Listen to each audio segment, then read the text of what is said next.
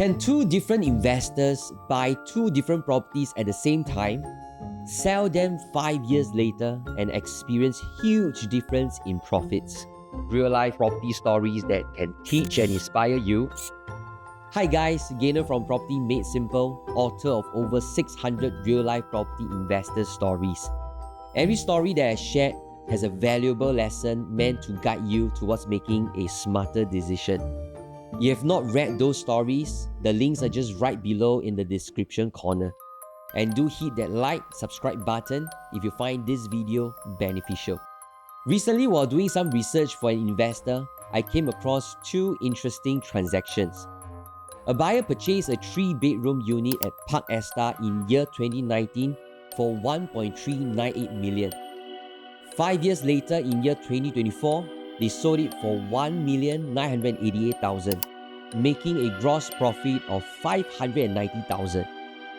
In contrast, there's another investor who bought a 3-bedroom unit at Hue Residences in 2019 for 1,885,000. They sold it 5 years later in year 2024 for only 2.12 million, resulting in a profit of just 235,000. And if I compare these two transactions together, you will notice something interesting. Both units were bought at the same year. Both were sold at the same year as well, but both investors had different outcomes.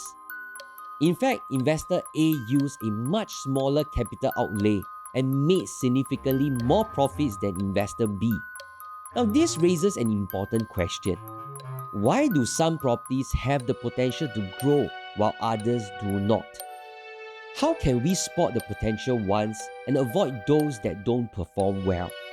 And if we could turn back the clock 5 years ago, how could investor B have avoided buying at Hue Residences, which yielded smaller returns? Now, if you have been following my posts, you will know that I emphasize the importance of comparing pricing and understanding the reasons why we should either buy or avoid new launches. Now let's go deeper into this Hue Residences case study. Now first, Hue Residence is a leasehold property surrounded by many freehold properties. The buyer purchased the 3-bedroom unit with the size of 1,044 square feet in year 2019 for 1,885,000. So during year 2019, what were the surrounding resale properties and their prices at that time? I conducted some research and found a property called the Melia. Now it's a freehold condo, and in year 2019, there was a transaction for a 3-bedroom unit with a size of 1,227 square feet that was sold for only 1,580,000. Simply put, an investor could have chosen to buy a larger freehold unit at $1.58 million instead. So why would they pay much more for a smaller leasehold property? Additionally, I found another condo, the Grand Hue, which was also a freehold. Now in 2019, a 3-bedroom unit with the size of 1,302 square feet was sold for only 1,740,000. Another transaction cheaper than a 3-bedroom unit at Hue Residence. Now, to me, these are clear warning signs that more in-depth analysis would be required so that we can make a better decision if we should buy or avoid this development. Because the surrounding resale properties couldn't match or even surpass Hue's new launch pricing for the 3-bedroom units. But this is quite different for Park Esta. In year 2019, surrounding properties like the 3 bedrooms in Park Place Residence has already transacted at 1.8 million. And if you compare this with the 3-bedroom Park Esta that was priced at 1.398 million, it's almost about 400,000 price difference, which presents a safer and better option to invest in versus that of Hue Residences. But the real question is, how much more profits can you gain if you invested in the right property? At the end of the day, an investor should aim to make a profit after holding on to a property. That is why it's crucial to conduct a detailed analysis of surrounding properties before making any investment.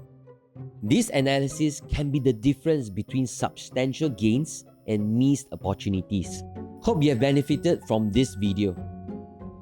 Now, if you have been following me for a while, you will know that I'm someone who is very conservative in property investments. I hardly endorse particular properties. This is because I know I have a responsibility to those who watch my videos. My fear is you taking my advice and apply it wrongly. Because a property that is suitable for a particular person is not suitable for the next person. Now, this is especially so when I'm highly aware we only have so much bullets left. Making a mistake with a wrong property choice is a luxury most of us can't afford to make. Now, if you are thinking of exploring your property options, I would like to invite you to contact me for a non-obligation discussion. Who knows, a conversation with me might reveal insights you have not considered. Hope you love this video. Gainer from Property Made Simple, and I'll see you soon.